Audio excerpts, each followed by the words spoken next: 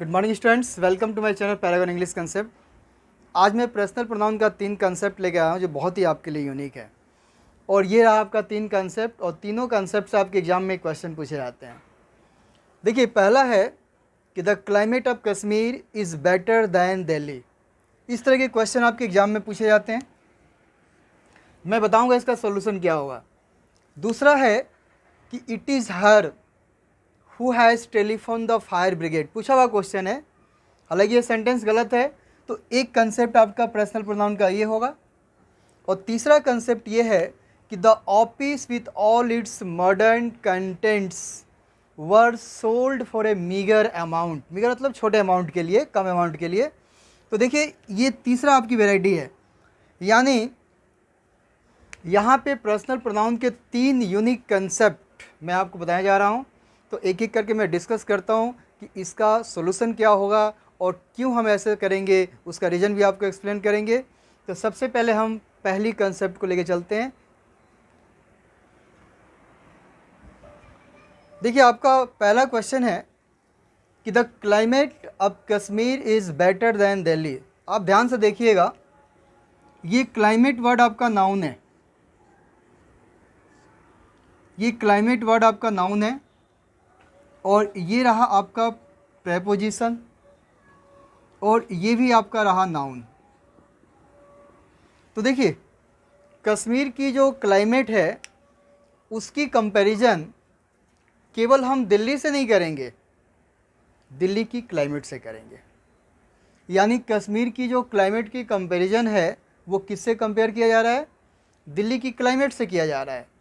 यानी इसका सिस्टम ये है कि अगर किसी सेंटेंस की शुरुआत नाउन ऑफ नाउन से होगा and there is comparison between two, यानी किसी सेंटेंस की शुरुआत नाउन ऑफ नाउन से होगा और दो के बीच में कंपैरिजन होगा, ऐसी कंडीशन में देखिए ये आपका ओरिजिनल सब्जेक्ट है।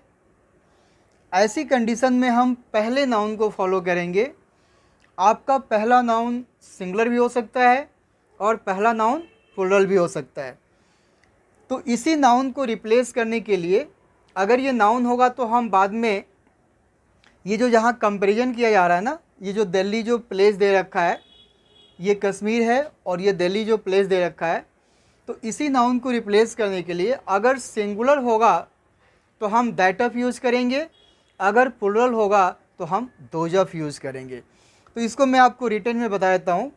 देखिए, इसका सिस्टम ये होगा कि इफ़ द सेंटेंस, यानी अगर कोई सेंटेंस स्टार्ट्स विद, यानी अगर किसी सेंटेंस की शुरुआत होती है noun of noun, noun of noun, यानी अगर किसी सेंटेंस की शुरुआत होती है noun of noun and there is comparison, and there is comparison between the two, between the two. देखिए, कह रहा है कि सेंटेंस की शुरुआत नाउन ऑफ नाउन से होगी, जैसा कि आप देख रहे हैं कि नाउन ऑफ नाउन है, और कश्मीर की क्लाइमेट की कंपेयर दिल्ली के क्लाइमेट से हो सकता है। And comparison between two we use, तो हम लोग यूज़ करते हैं दैट ऑफ। तो हम लोग दैट ऑफ यूज़ करते हैं to replace singular noun. I mean singular noun को हटाने के लिए हम लोग दैट ऑफ यूज़ करते हैं and those of to replace plural noun, to replace plural noun. तो ये आपका सिस्टम है कि अगर किसी सेंटेंस की शुरुआत नाउन ऑफ नाउन से होगा और दो के बीच में कंपैरिजन होगा तो सिंगुलर नाउन को हटाने के लिए हम दैट ऑफ यूज़ करेंगे, और अगर यही नाउन अगर प्लूरल होगा तो हटाने के लिए दोज ऑफ यूज़ करेंगे। तो देखिए, इस सिस्टम को फॉलो कर रहा है। ये आप देख रहे हैं कि नाउन ऑफ नाउन से शुरू है, ये आपका प्रेपोजिशन है, और यहाँ दो के बीच में कंपैरिजन हो रहा है।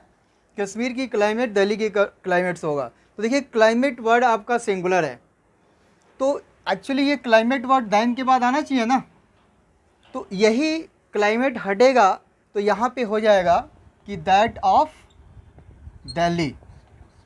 दैट ऑफ दिल्ली का मतलब है कि क्लाइमेट ऑफ दिल्ली, चूँकि क्लाइमेट हम रिपीट नहीं कर सकते हैं, क्योंकि अगर क्लाइमेट को रिपीट करना होता तो फिर नाउन पढ़ने की क्या ज़रूरत थी, प्रोनाउन पढ़ने की क्या ज़रूरत थी।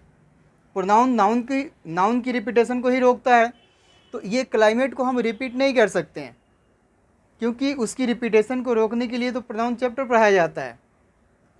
तो इसका करेक्शन होगा कि the climate of Kashmir is better than that of Delhi हो जाएगा। और यही अगर आपका प्लूरल होता तो क्या होता, वहाँ पे दो जब हो जाता है। जैसे एक क्वेश्चन में दे रहा हूँ कि the campus of college, the campus of the college is larger than the school. अब ध्यान से देखिए, मान लो इसको ऐसे कंपेरिजन दे रखा है, ऐसे दे रखा है, और ये आपका दे रखा है नो एरर। कह रहा है कि कॉलेज का जो कैंपस होता है वो स्कूल के कैंपस से बड़ा होता है। तो देखो, स्कूल से कंपेयर नहीं होगा, जब भी कंपैरिजन होगा तो स्कूल के कैंपस से होगा। देखिए, कैंपस वर्ड आपका नाउन है और ये ऑफ दिया हुआ है, बाद में कॉलेज भी आपका नाउन है। तो कॉलेज की कंपेरिजन किससे करेंगे हम, स्कूल के कैंपस से करेंगे। तो यानी कि देन के बाद यहाँ पर क्या हो जाएगा,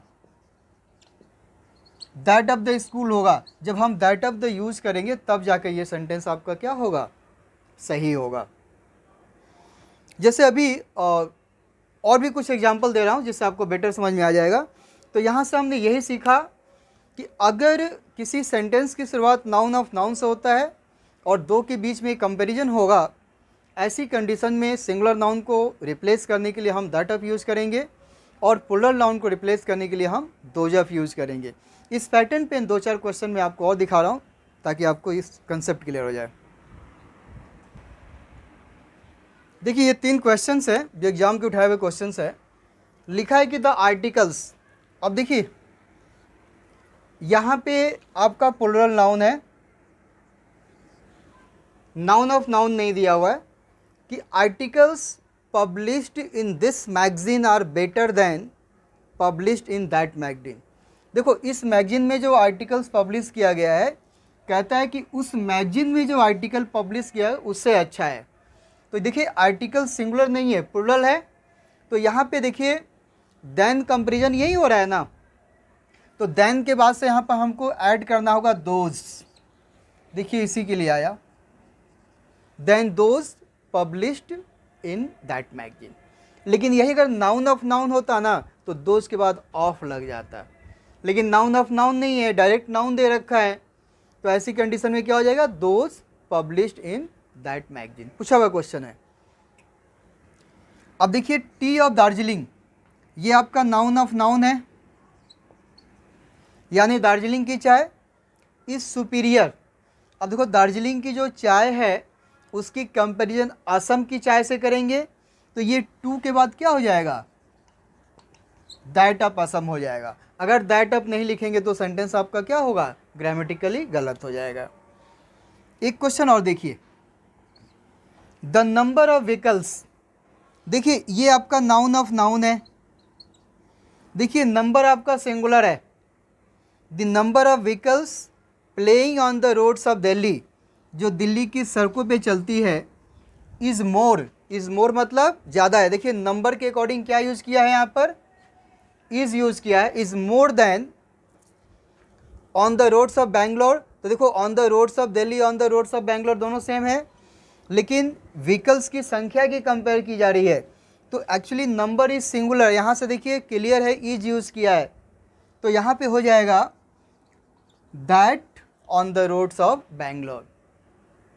और यहाँ से एक क्वेश्चन, आप किसी भी एग्ज़ाम में बैठेंगे तो जनरली एक क्वेश्चन यहाँ से आपको देता ही देता है। तो चलिए अब हम दूसरे कंसेप्ट को समझ लेते हैं। चलिए अब दूसरे कंसेप्ट को समझ लेते हैं। दूसरा क्वेश्चन ये है कि it is her who has telephone the fire brigade. देखिए, इसको समझने से पहले मैं एक छोटा सा सेंटेंस दे रहा हूँ। जैसे अगर मैं बोलूँ कि मैं ही तो हूँ, इसका इंग्लिश क्या बनेगा वो देख लीजिए ज़रा, फिर हम आगे की तरफ थोड़ा सा मूव करेंगे। देखिए, अगर मैं कहता हूँ कि मैं ही तो हूँ,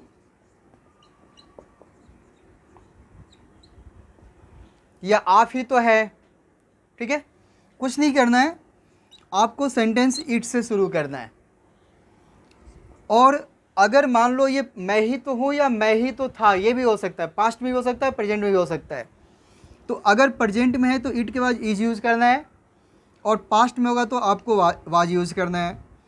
उसके बाद देखिए, अगर कोई नाउन है, जैसे मोहन ही तो है, तो नाम का तो कुछ नहीं कर सकते हैं। अगर नाम नहीं होगा तो आपका प्रोनाउन होगा। अब प्रोनाउन में दो चीज़ें होती है, एक तो आपका नॉमिनेटिव हो सकता है जो हमने बता रखा था। देखिए, नॉमिनेटिव है। दूसरा आपका ऑब्जेक्टिव है। जैसे आई मान लो नॉमिनेटिव है, मी आपका ऑब्जेक्टिव हो गया, ये हमने लिखवा भी रखा था। वी का जैसे अस हो गया, यू का तो सेम यू ही रहता है, ही का आपका हिम हो गया, सी का हर हो गया, और उसी तरह माय डियर दे का क्या हो जाएगा, देम हो जाएगा। तो देखिए, अगर आपका सेंटेंस यहीं तक है, अगर आपका यहाँ फुल स्टॉप है, तो नॉमिनेटिव भी सही है और ऑब्जेक्टिव भी सही है। यानी मैं ही तो हूँ, इसकी जब आप इंग्लिश बनाएंगे तो जनरली क्या होगा, इट इज़ मी। आपका ये भी सही है, या हम इसको ये लिख सकते हैं कि इट इज़ आई, ये भी सही है। लेकिन जैसे ही इसके बाद अगर कोई क्लॉज आ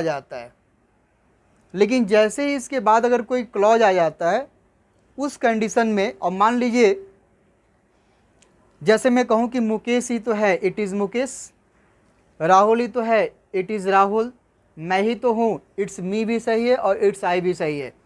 लेकिन आपके एग्ज़ाम में इतना छोटा क्वेश्चन नहीं आएगा। आपके एग्ज़ाम में जो क्वेश्चंस आते हैं थोड़ा सा इसको और बढ़ा देगा। अब इसमें क्या है कि आपको यहाँ एक क्लॉज दे देगा जो जनरली हु से शुरू होगा, या विच हो सकता है, या दैट हो सकता है। आगे आपको एक क्लॉज दे देगा। जनरली ये क्लॉज कैसे शुरू होगा, या तो हु से शुरू होगा, या फिर विच से शुरू होगा, या फिर दैट से शुरू होगा। अब इसके बाद क्या है कि वर्ब होगा। अब देखिए, एक बात को समझ लीजिए जो बहुत यूनिक चीज़ है, मैं बता रहा हूँ कि कभी भी हु, विच और दैट से पहले अगर कोई नाउन या प्रोनाउन आता है तो this noun and pronoun is called antecedent. इस नाउन प्रोनाउन को हम लोग इंग्लिश में क्या कहते हैं, एंटीसीडेंट कहते हैं। एंटीसीडेंट क्या होता है कि जैसे कोई भी अगर मान लो नाउन या आपका जो प्रोनाउन हो, उसके बाद अगर हु, विच या दैट, इसके पहले जो नाउन या प्रोनाउन होगा वो एंटीसीडेंट होगा। तो ये आपका एंटीसीडेंट पार्ट हो गया। इसके बाद जो वर्ब यूज करेंगे ना, तो ये जनरली वर्ब क्या होगा, देखिए इसके अकॉर्डिंग नहीं होगा, ये हु, विच और दैट से पहले जो एंटीसीडेंट होगा उसके अकॉर्डिंग वर्ब होगा। यानी इस वर्ब को हम किसके अकॉर्डिंग यूज करेंगे, अकॉर्डिंग टू एंटीसीडेंट। ATA का मतलब है अकॉर्डिंग टू एंटीसीडेंट यूज करेंगे। उसके बाद जो भी ऑब्जेक्ट वगैरह होगा वो सारा हम रिमेनिंग वर्ड आगे लिख देंगे। तो ATA का मतलब हो गया, देखिए ATA का मतलब हो गया अकॉर्डिंग टू एंटीसीडेंट।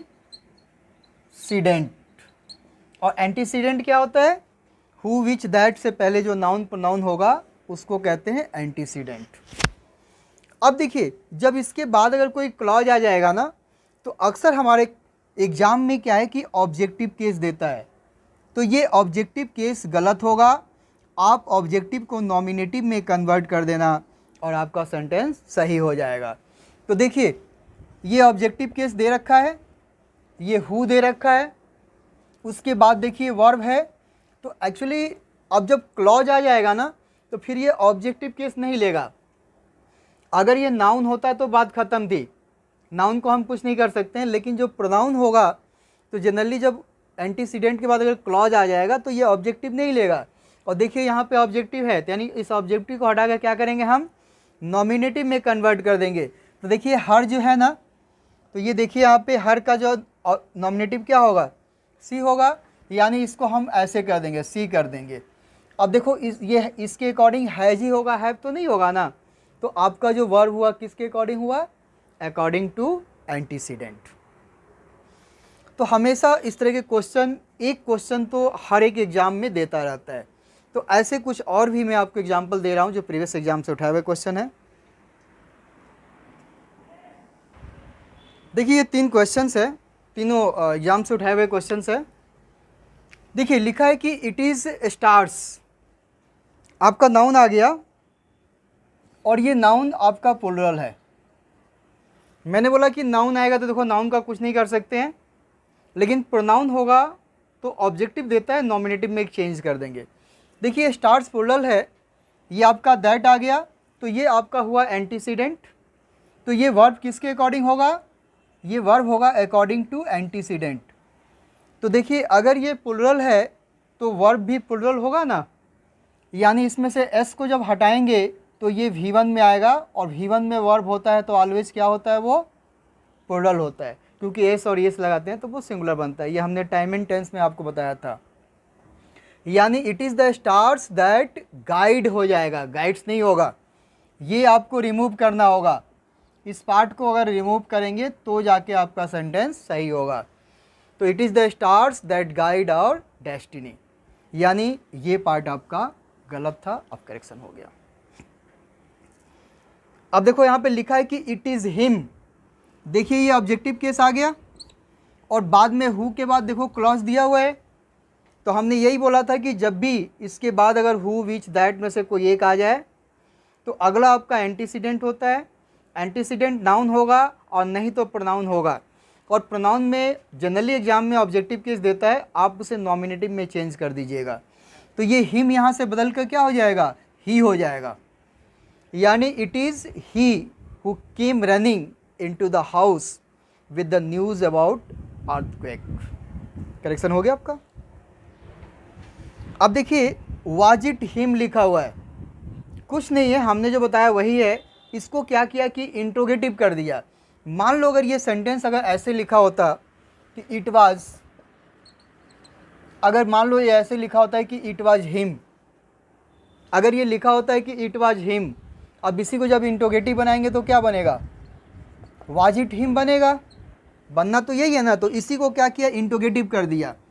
आप बाद में देखिए यहाँ पे क्लॉज दिया हुआ है, ये पास्ट में है, he got injured in an accident this morning. तो अब ये इट वाज हिम को वाज इट हिम कर दिया, इंट्रोगेटिव बना दिया है, कंडीशन वही है। तो ये आपका ऑब्जेक्टिव केस है कि जो गलत है आप इसको नॉमिनेटिव में बदल दीजिए, आपका सेंटेंस अपने आप करेक्शन ले लेगा। यानी was it he who got injured in an accident. तो यहाँ से हमने यही देखा कि कभी भी इट इज़ या इट वाज के बाद या तो नाउन होगा या तो प्रोनाउन होगा।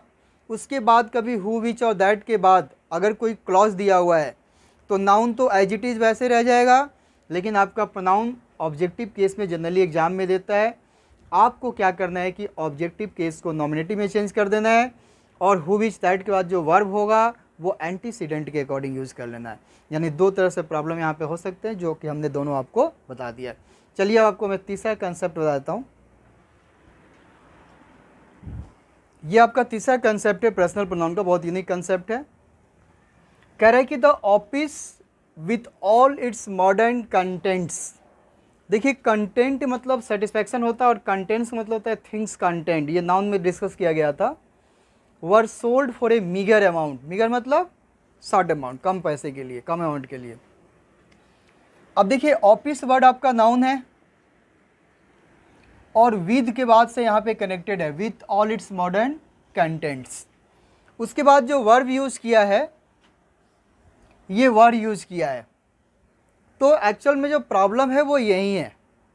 तो अब ये हम बताने जा रहे हैं कि कई बार ऐसा होता है कि कुछ नाउन आ जाता है, उसके बाद कुछ वर्ड्स आ जाते हैं, जैसे मान लो विद आ गया, टुगेदर विथ हो गया, इन एडिशन टू हो गया, बिसाइड्स हो गया, कंट्रोल्ड बाई हो गया, लेड बाई हो गया, ठीक है, गवर्न बाई हो गया। तो ऐसे कुछ चीज़ें लिखा देता हूँ कि जब भी किसी नाउन के बाद आए ना, तो एक्चुअल में जो हम यूज़ करेंगे वर्ब वो पहले नाउन के अकॉर्डिंग यूज़ करते हैं। सपोज मान लो अगर ये कोई नाउन है, अगर इस नाउन के बाद विद वर्ड आ जाए या टुगेदर विथ या अलोंग विथ या इन एडिशन टू या बिसाइड्स, कंट्रोल्ड बाई,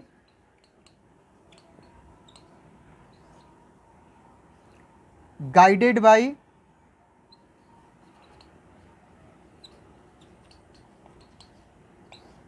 ठीक है, या लेड बाई। बहुत सारे वर्ड हैं, लेकिन अक्सर इस नाउन के बाद और इसके बाद भी आपका नाउन ही होगा। ये दोनों नाउन के बीच में है कि लेड बाई हो गया, विद हो गया, टुगेदर विथ हो गया, अलोंग विथ हो गया, इन एडिशन टू हो गया, बिसाइड्स हो गया, कंट्रोल्ड बाई, गाइडेड बाई। कुछ नहीं करना है, इसके बाद जो आपका वर्ब होगा ना, तो इस वर्ब को क्या है, आपको कुछ नहीं करना है कि आपको पहले के अकॉर्डिंग यूज़ करना है। ये जो आप यूज़ करेंगे वो किसके अकॉर्डिंग यूज़ करेंगे, पहले के अकॉर्डिंग यूज़ करेंगे। देखिए अगर दो नाउन है तो ये आपका फॉर्मर हो गया और ये आपका हो गया LATT लेटर, यानी दो में से दूसरा और ये दो में से पहला। तो हम जो वर्ब यूज़ करेंगे वो किसके अकॉर्डिंग करेंगे, अकॉर्डिंग टू द फॉर्मर। ये जो वर्ब होगा आपका अकॉर्डिंग टू फॉर्मर ATF के अकॉर्डिंग होगा। ATF का मतलब हो गया कि अकॉर्डिंग टू फॉर्मर, माने दो में से जो पहला है। तो देखिए यहाँ भी आपका नाउन है और ये मॉडर्न कंटेंट्स ये भी आपका नाउन है। देखिए बीच में आपने विद यूज़ किया, तो ये जो विद यूज़ किया तो आपका जो वर्ब होगा वो इसके अकॉर्डिंग होगा, यानी ऑफिस के अकॉर्डिंग यहाँ पर क्या हो जाएगा, ये गलत यूज़ कर रखा है, वाज हो जाएगा। यानी अगर दो नाउन हो and they are connected with, led by, together with, along with, in addition to, besides, controlled by, guided by, उस कंडीशन में हम आप जो वर्ब यूज़ करेंगे वो पहले के अकॉर्डिंग करेंगे, यानी दूसरे के अकॉर्डिंग नहीं यूज़ करेंगे। और यहाँ से जनरली एक क्वेश्चन आपके एग्ज़ाम में उठाया जाता है। जैसे मैं एक एग्जांपल दे रहा हूँ, जो अभी पूछा हुआ क्वेश्चन है, जैसे मदर। अच्छा इसमें एक वर्ड और भी हो सकता है जो बहुत इम्पॉर्टेंट है, एज वेल एज। एक वर्ड और भी है जो बहुत इम्पॉर्टेंट है, जो अक्सर देता है। जैसे क्वेश्चन है कि mother as well as her children are out of danger. ये आपको नो एरर कर दिया, ये आपका डी पार्ट कर दिया। देखिए ये ए है, ये आपका बी पार्ट है और ये आपका सी पार्ट है। देखिए mother as well as her children are out of danger. तो देखो मदर के बाद जो एज वेल एज वर्ड आया है ना, उसके बाद जो नाउन है उससे हमें कुछ लेना देना नहीं है। हमने यही यहाँ बताया था कि देखिए दो नाउन है, ये दोनों led by, with, together with, along with, in addition to, besides, control, guided, as well as, जो फ्रिक्वेंटली आते हैं वो मैंने लिख दिया है। ऐसी हालात में जो वर्ब यूज़ करेंगे वो पहले के अकॉर्डिंग यूज़ करेंगे।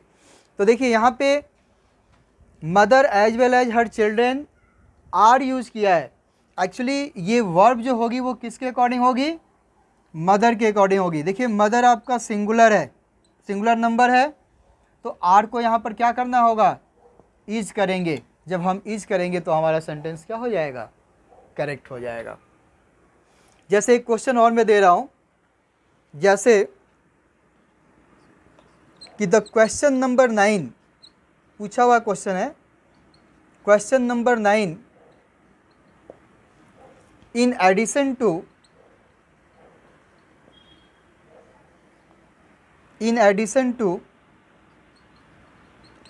question number 10 are to be answered.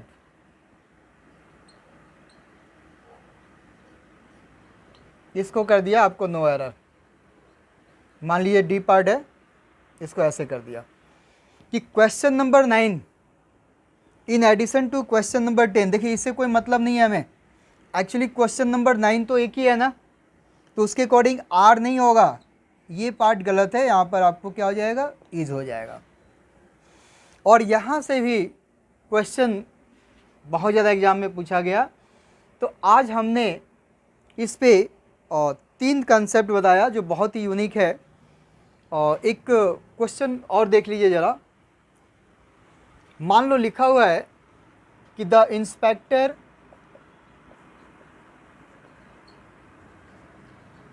along with his constables